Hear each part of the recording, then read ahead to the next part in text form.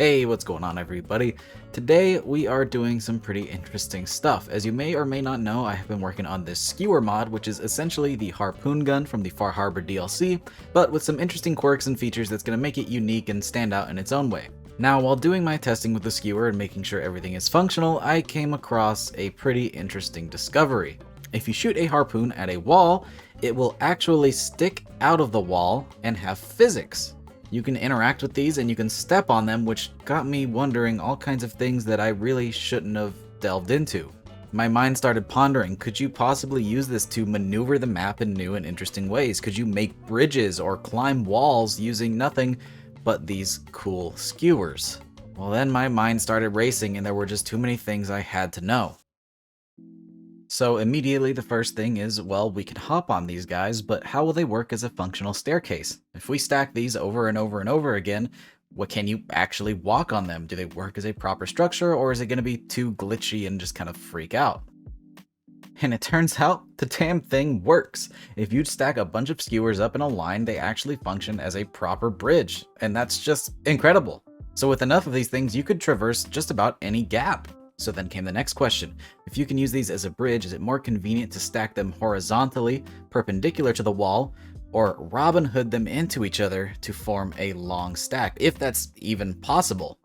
Turns out it is, and it totally works. You can create a line of harpoons stuck into each other in a long line that you can then walk across as a bridge. So now it's time for a challenge. So for our first obstacle, I wanted to cross the gap in the length of the Sanctuary Bridge. So since we already have a nice little area there, I went ahead and built up some structure that we can use to attach our skewers to. And since the skewer is a single shot weapon, I went ahead and modded myself one with infinite ammo. That way this wasn't the most painstaking process that could possibly exist. So with that, we were off to the races to go ahead and load this thing up with skewers. And after what felt like forever, our bridge was finally complete and it was time for our first test run. So we're going to go ahead and jump on the skewers. And lo and behold, they do work, although there are some gaps due to some poor placement on my end. So we'll just have to mind those gaps and jump over them as we come across them, but just some sprinting and a couple jumps here and there, and this was actually functional. We made a bridge the length of the Sanctuary Bridge using only skewers. So now it was time for a different approach. Much like we were testing earlier, I wanted to see if we can Robin Hood a bridge all the way across, meaning we're sticking skewers into each other one at a time to make a nice length of skewer that is just a solid bridge. That way we don't have to worry about gaps or jumping or anything like that. And so far, it seemed like we were off to a good start. So now it was just time to see if it held up all the way across. And as we started, it seemed like we were moving really well along. We had a nice, long, consistent skewer, and everything was working perfectly. Although when we moved to the side, I did notice that there was actually a gap in our line.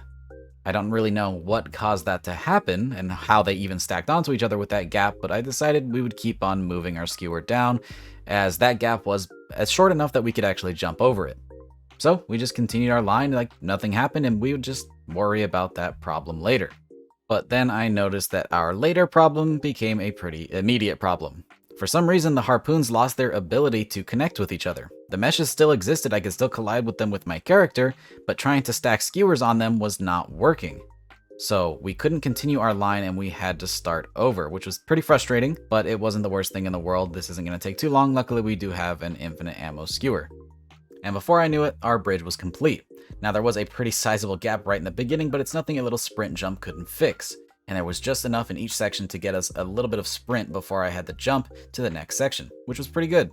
Now it just takes finessing the Fallout 4 movement system to actually cooperate, because for some reason sprint jumping isn't the easiest thing to achieve, especially coming from an engine like Skyrim, where sprint jumping wasn't even a thing. But nonetheless, I was able to prevail with some nice coordinated sprint jumps, so now it was time for the next challenge. I had already gotten the horizontal movement pretty down, so it was time to start getting vertical. I wanted to start off with a simple staircase that was a little bit more steep than the one that we tried before, because the other one was pretty easy. And lo and behold, this one doesn't work as well. When you're shooting from a fixed position, as you go up, the harpoons become more and more slanted, meaning that your character starts to fall off. So if we want to climb something really tall, this is definitely not going to be a method that we were going to want to use. So it's time to try something different. So instead, we're going to move on to jumping. Jumping and then shooting the harpoon underneath us to try to scale a wall.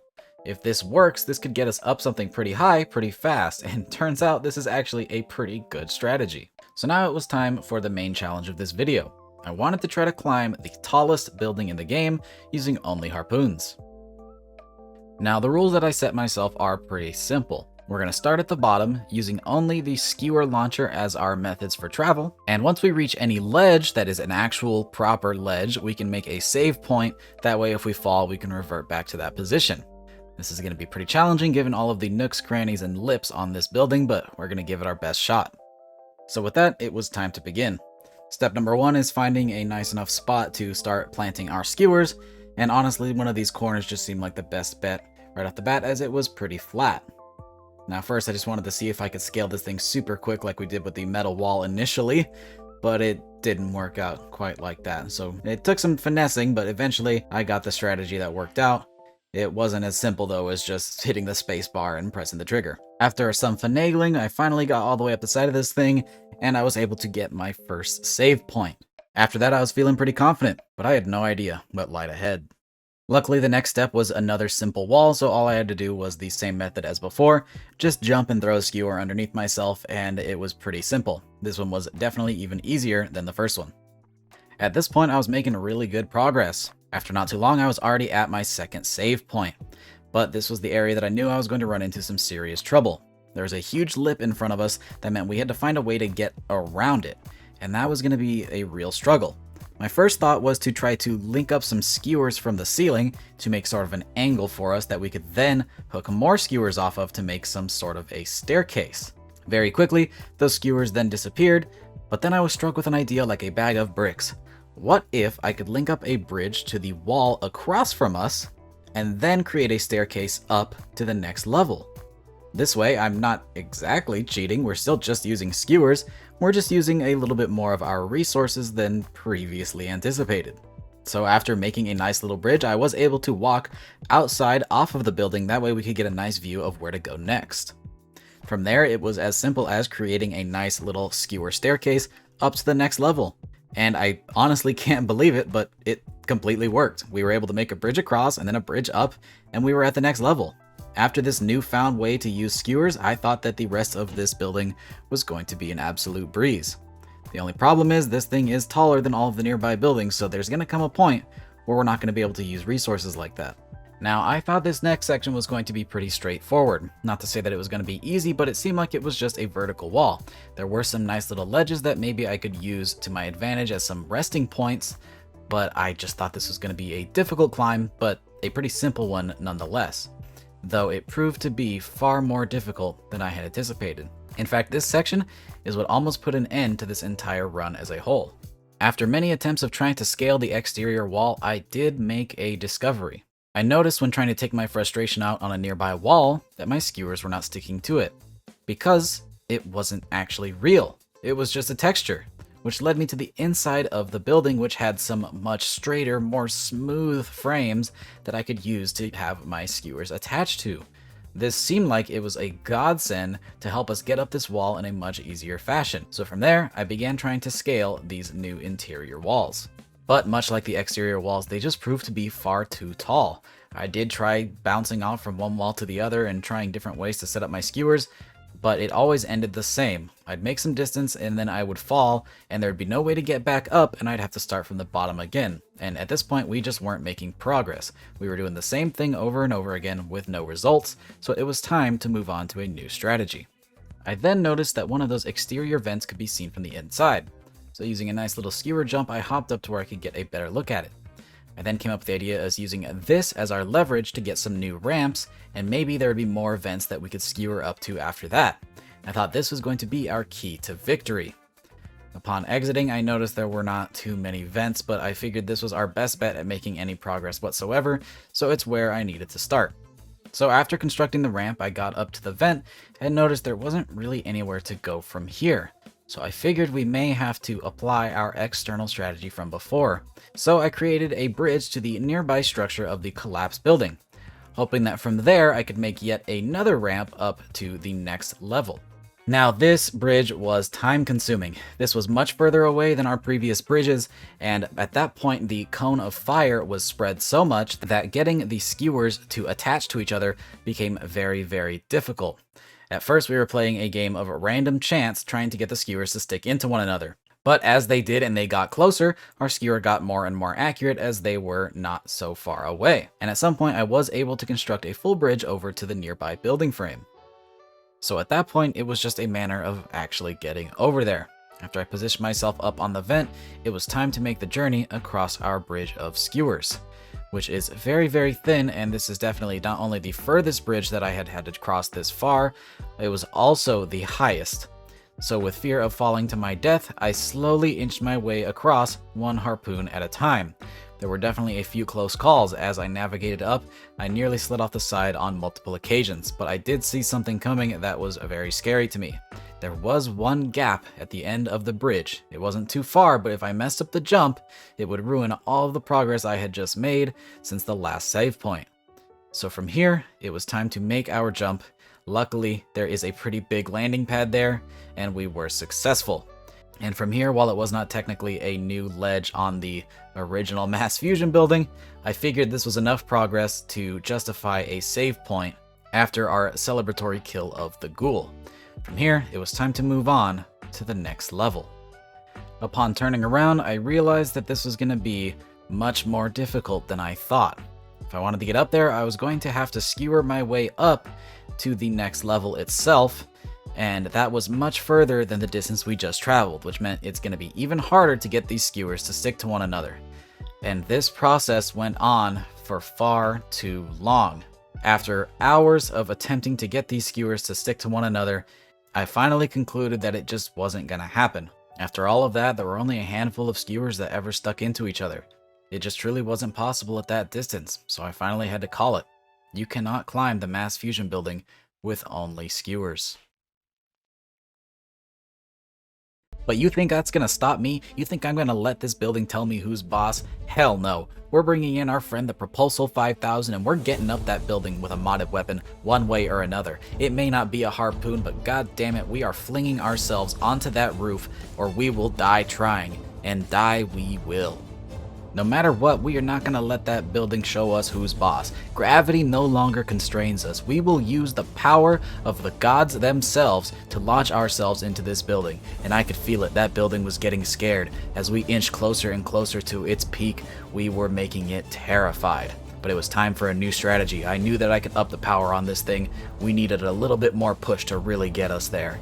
And now I could feel that tower shaking in its boots. We have harnessed the power of flight itself, and it was terrified of what was to come. At this point, I knew with the new unlocked potential of the Propulsal 5000, we could launch ourselves from anywhere on the map and have equally as much likelihood of landing on that building. So now, it was just time to take our shot. Fly from every aspect of the Commonwealth until we landed there. This new unlocked power was going to be the key to our victory. The only problem is it's super uncontrollable, like ridiculous. Once you unlock this new ability on this guy, you literally fly in just absolute crazy speeds. There were a few times where I thought we really had it. We were so close to the tower, and then we just flew past it because we were too powerful. We were flying at speeds that were just insane. So I figured we may actually just need to tone it back down to the original power level and see if we could get a lucky enough bounce. So back to square one. So back to using the regular propulsal without the super boost, I noticed that we just kept launching straight into the building. We didn't have the right angle, so perhaps we just needed a new launch point. So I moved to a different building, throwing the sanctity of the challenge out the window. And from there, I tried launching, and we were getting some much better results. That one was pretty direct, it wasn't too high, but I think that if we got the height, we might be able to make it. So at this point, it was just about perfecting the jumps. With a few good launches, I could really feel myself closing in on getting onto that roof. We just had to align the stars to get the exactly perfect jump that would get us there. It was always either too high or too forward, but I feel like the perfect combination could really do it.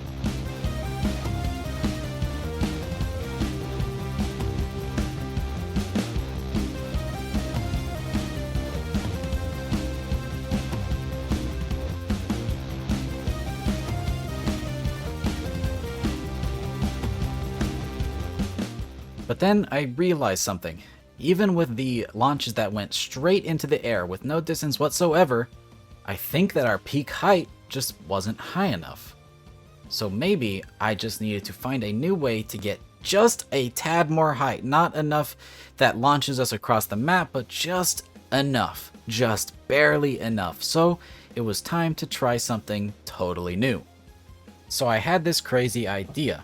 What if I turned off clipping as I shot the weapon? That way, I could charge up multiple shots and fling myself.